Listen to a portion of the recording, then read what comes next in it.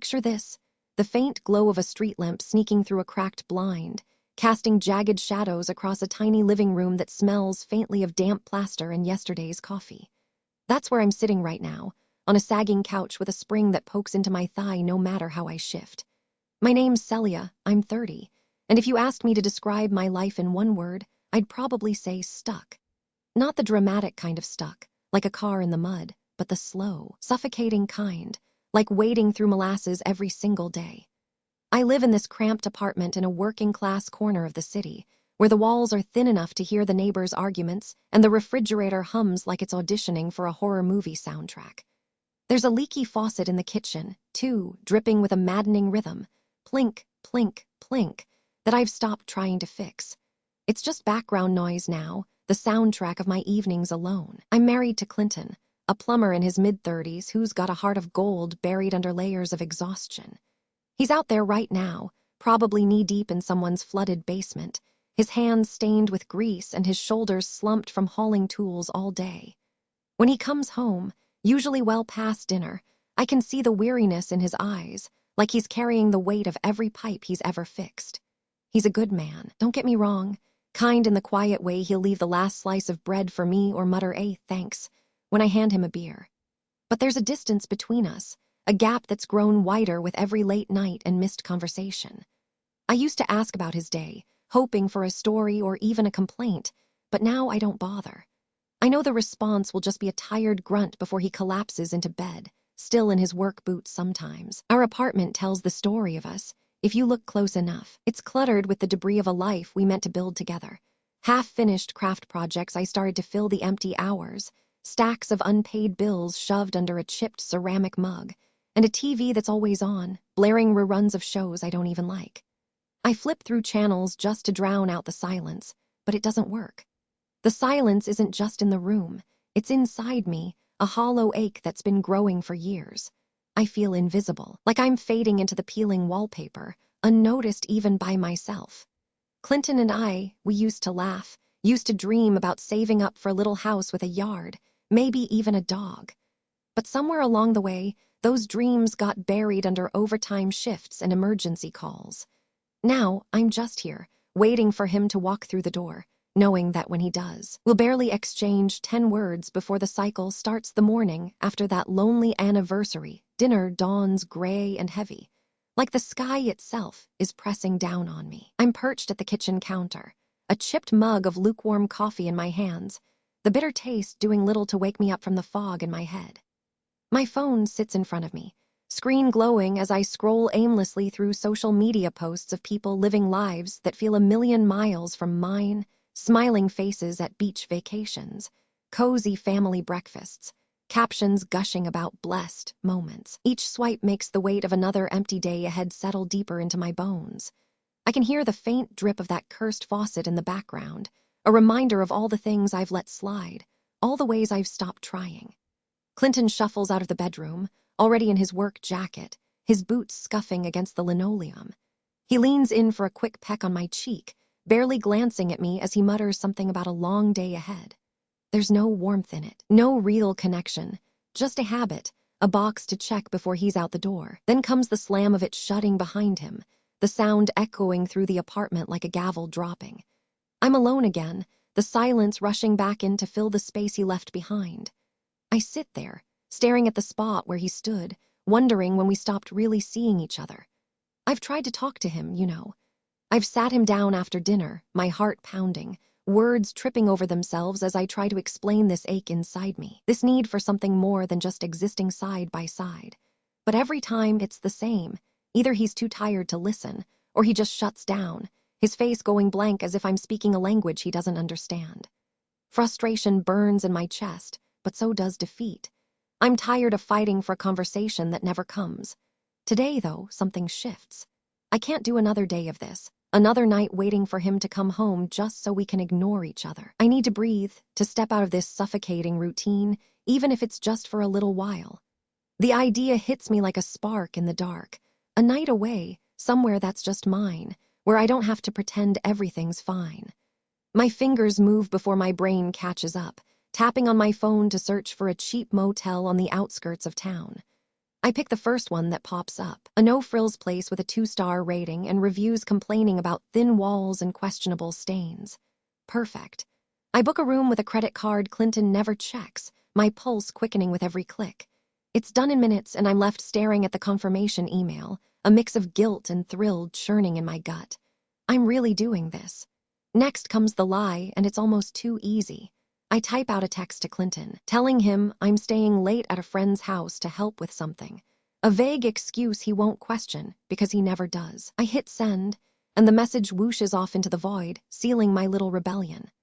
Hours later, I'm in that dingy motel room, the air thick with the scent of stale cigarette smoke and cheap air freshener. The bed creaks under me as I sit cross-legged, a half-empty bottle of wine I picked up on the way resting on the nightstand. The label's peeling at the corner, and I keep picking at it, a nervous tick as I try to figure out what I'm even doing here. The room's a dump, faded floral wallpaper, a flickering lamp that buzzes every few seconds, and a window that looks out on a cracked parking lot. But it's mine for the night, a tiny escape from the life I've been drowning in. I take a sip of the wine, the sharp tang hitting my tongue, and let out a shaky breath. For the first time in forever, I don't feel the weight of waiting for someone else. My laptop's open in front of me, the screen casting a cold blue glow across my face. I'm not sure what I'm looking for. Distraction, maybe, or just a way to fill the hours. I scroll through old emails, random websites, anything to keep my mind busy. Then on a whim, I click on a messaging app I haven't used in years, one I downloaded back when I thought staying connected with everyone mattered.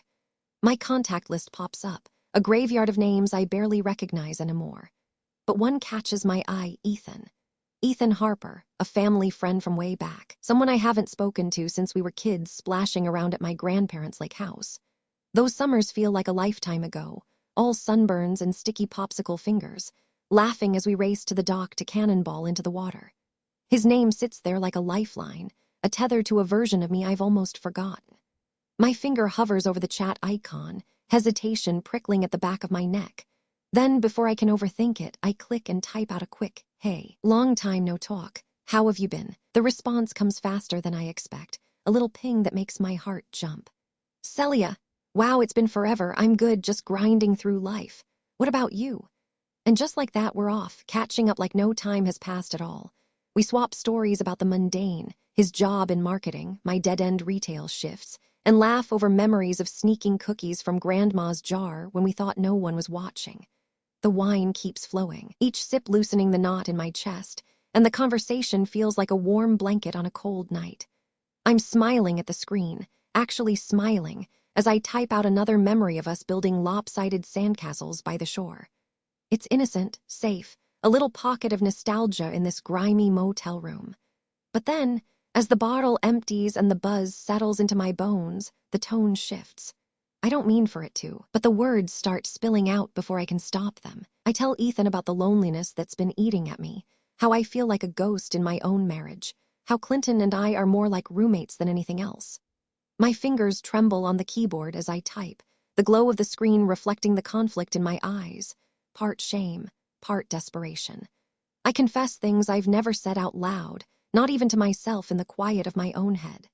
I admit I'm tired of feeling unseen, that I ache for a connection, for someone to look at me and really see me. My breath catches as I hit send on a message that feels like a grenade. Words about fantasizing a life where I'm not just going through the motions, where I'm wanted in a way I haven't felt in years. Ethan's reply comes after a long pause, and I can almost feel the weight of it through the screen. He's gentle, empathetic, sharing his own struggles. The morning after that night at the motel, I'm driving back to the apartment, the steering wheel slick under my sweaty palms. The sky is a washed-out gray, mirroring the dull ache in my chest, and the hum of the engine feels like the only thing keeping me grounded. My mind is a mess, replaying every word I typed to Ethan, every vulnerable confession that poured out of me in the haze of cheap wine and loneliness. I keep glancing at the passenger seat, half expecting to see my laptop sitting there, accusing me with its silent presence, even though I know it's tucked away in my bag. What was I thinking? Letting myself go that far in a conversation I never should have started. Guilt claws at me, sharp and relentless as I try to focus on the road ahead. I need to act normal, to shove this down deep where no one, not even Clinton, can see it. So I start rehearsing in my head, muttering casual answers under my breath in case he asks about my so-called meeting with a friend. Oh, it was fine, just catching up. I say to the empty car, testing the lie. My voice sounds hollow, unconvincing even to myself, but I keep repeating it, hoping it'll stick by the time I get home. When I finally pull into the parking lot and trudge up the creaky stairs to our apartment, my heart's pounding like I've just run a marathon. I fumble with the keys, the metal cold against my shaky fingers, and push the door open with a quiet creak. The place is silent, the kind of silence that feels heavier than it should. Clinton's already gone to work, his boots missing from their usual spot by the door, and I let out a breath I didn't realize I was holding. Relief washes over me, but it's fleeting, replaced almost instantly by a creeping paranoia. What if he knows something? What if he saw through my flimsy excuse? I shake my head, trying to push the thought away, but it lingers as I drop my bag on the sagging couch and head straight for my laptop. I need to make sure there's no trace of last night, no digital breadcrumb that could lead back to that conversation. My fingers tremble as I open the messaging app, double-checking that I'm logged out. I even clear the browser history for good measure, though my stomach twists with every click, like I'm erasing evidence at a crime scene. The next few days are a blur of tension, each moment stretched taut like a wire about to snap. I'm jumpy, on edge in a way I can't hide, no matter how hard I try. Every time my phone buzzes with a notification, my heart leaps into my throat, and I scramble to check it, terrified it might be something, or someone, I can't explain. Most of the time, it's just spam or a reminder about a bill, but the fear doesn't fade. When Clinton's home, I can barely look him in the eye. I keep my gaze fixed on the floor or the TV, anywhere but his face, because I'm convinced he'll see right through me. I catch myself fidgeting with my hands, picking at my cuticles until they're raw, and I wonder if he notices. Does he sense the betrayal hanging in the air, even if he doesn't know what it is? His tired sighs and absent nods feel like accusations, even though I know he's just worn out from another grueling day. The distance between us, that gap I felt for so long, seems to yawn wider than ever, and I hate myself for making it worse. I try to bridge it, desperate to feel some semblance of normalcy. One evening, as he slumped on the couch with a beer in hand, I muster up the courage to suggest a movie night. Hey, why don't we watch something together, like old times? I say, forcing a smile that feels brittle on my lips. He glances over, his eyes heavy with exhaustion, and mumbles, maybe another night, Cell, I'm beat. My smile falters, and I nod, turning away so he doesn't see the sting in my expression. I retreat to I'm sitting on that same sagging couch again, the familiar spring digging into my leg, as I stare at the muted TV. Some late-night infomercial flickering across the screen. The apartment is dim, the only light coming from the faint glow of the street lamp outside and the bluish haze of the television. My hands are restless, twisting a frayed thread from the cushion, my mind a tangled mess of guilt and dread. It's been days since I tried to act like everything's fine, since I suggested that movie night to Clinton and got nothing but a tired dismissal. I thought I could bury what happened with Ethan, lock it away in some dark corner of my mind, but it's like a splinter under my skin, impossible to ignore. Every creak of the building, every distant sound of a car passing by, makes me flinch, as if the truth is about to come crashing through the door. And then it does. I hear the key turn in the lock, a sound so ordinary yet suddenly so ominous, and my stomach drops. Clinton steps in earlier than usual, his work boots still on, his face pale as if he's seen a ghost. His jaw is tight, a muscle twitching there like he's holding back a storm, and in his hand, he's clutching his phone, the screen glowing with something I can't quite make out from where I'm sitting. My heart starts hammering, a wild, frantic rhythm because I just know something's wrong. He doesn't say a word at first, just stands there in the doorway, his broad shoulders slumped but his eyes sharp, cutting through the dimness straight to me. I try to speak, to ask what's going on, but my throat is dry, my voice trapped somewhere deep inside. He finally moves, shutting the door behind him with a heavy thud, and walks toward me, each step deliberate, like he's measuring the distance between us. When he stops a few feet away, he holds up the phone, turning the screen so I can see it. My breath catches, a sharp, painful gasp, because there it is. The archived chat with Ethan, every word I thought I'd hidden, every confession I poured out in that grimy motel room, laid bare in black and white.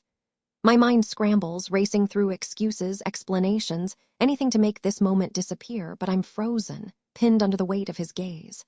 He doesn't yell, doesn't raise his voice like I might have expected. Instead, when he speaks, it's low, broken, each word jagged with hurt. "Celia, what is this?" he asks, his voice barely above a whisper, and then he starts reading aloud, snippets of my messages to Ethan, my own words echoing back at me like a slap. I feel like a ghost in my marriage. I just want to be seen. Each sentence he reads cuts deeper, slicing through the fragile wall I've built around my guilt. I can't look away from his face, from the pain etched into every line, the betrayal shimmering in his eyes like unshed tears. My chest tightens, a vise squeezing my heart until I can barely breathe. I open my mouth to say something, anything, but all that comes out is a stammer, a jumbled mess of half-formed excuses. "Clinton, it's not what you think. It was just talking, just emotional. Nothing physical, I swear. I was lonely, I needed someone to listen, that's all." My voice cracks on the last word, desperation seeping through as I reach out for his hand, needing to bridge this chasm between us. But he pulls away, stepping back like my touch burns, and starts pacing the small room, his boots scuffing against the worn floor. I watch him, helpless, as he moves back and forth, his free hand running through his hair, gripping the phone in the other like it's a weapon, like it holds the power to destroy everything we've built. "How could you do this, Celia?" he asks, stopping suddenly to face me, his voice still quiet but trembling with something raw, something I've never heard from him before. "How could you lie about that night after that gut-wrenching moment?" When Clinton's voice trembled with hurt and betrayal, the air in our tiny apartment felt like it had turned to lead. I'm still on that sagging couch, my knees pulled tight to my chest, my arms wrapped around them as if I can shield myself from the wreckage I've caused. The TV is off now, the silence so thick it presses against my eardrums, broken only by the relentless drip of that leaky faucet in the kitchen. Plink, plink, plink, like a countdown to something I can't predict. Clinton stormed out after our confrontation, his last words hanging between us like a guillotine blade. "I can't even look at you right now," he'd said, his voice cracking before he grabbed his jacket and left, the door slamming so hard the walls seemed to shudder. That was hours ago, and now I'm just waiting, trapped in this agonizing limbo, not knowing if he'll come back or if I've lost him for good. Every tick of the cheap clock on the wall feels like a hammer striking my nerves. I keep replaying every mistake, every reckless word I typed to Ethan in that dingy motel room, every lie I told to cover my tracks. I see Clinton's face again and again, the way his eyes, those kind, tired eyes I've taken for granted, filled with a pain I put there. I think about all the times I felt invisible, all the nights I spent aching for connection, and how I let that desperation lead me to a betrayal I can't undo. My chest aches with the weight of it, a sob building in my throat, but I swallow it down, afraid that if I start crying, I won't stop. I glance at the door every few minutes, willing it to open, willing him to walk through and give me a chance to make this right, even though I don't know how I ever could. The street lamp outside casts its faint, jagged light across the room, and I watch the shadows shift as the night drags on. My mind spirals, imagining where he might be, sitting in his truck in some empty parking lot, staring at nothing, or maybe at a bar, drowning his hurt in a drink. I wonder if he's thinking about leaving me, about walking away from the life we've scraped together, flawed as it is. The thought makes my stomach twist, a cold dread settling into my bones. I've always known our marriage wasn't perfect, that the distance between us had grown into a chasm, but I never realized how much I still needed him until I saw the devastation in his eyes. I hug my knees tighter, my nails digging into my skin, whispering to myself, "Please come back. Please let me fix this." It's well past midnight when I finally hear the faint jingle of keys outside. My heart leaps, a frantic mix of relief and fear as the door creaks open. Clinton steps in, his silhouette framed by the dim hallway light, and I can see even from here that he looks different. Older, somehow, like the last few hours have aged him years. His eyes are red-rimmed, whether from crying or exhaustion I can't tell, and his shoulders slump heavier than ever. He doesn't look at me right away, just closes the door quietly and stands there for a long moment, his hands shoved deep into his jacket pockets. I want to rush to him, to throw my arms around him and beg for forgiveness, but I'm rooted to the couch, terrified of what he might say. When he finally speaks, his voice is rough, like gravel, but there's no anger in it, just a deep, weary sadness. "I've been driving around, Celia, trying to figure out what to do with all of this." He gestures vaguely, as if the weight of my betrayal is a physical thing hanging in the air. I nod, my throat tight, waiting for the verdict. He sits down in the armchair across from me, not close but not far, and rubs a hand over his face, letting out a long, shaky breath. Then, for the first time in what feels like forever, we really talk, not the surface-level stuff, not the tired GR ad, but the kind of conversation that unravels the knots we've both been carrying, leaving us with a fragile but hopeful understanding. Don't forget to subscribe, like, and comment if you enjoyed this story. This will help us create more engaging stories for you.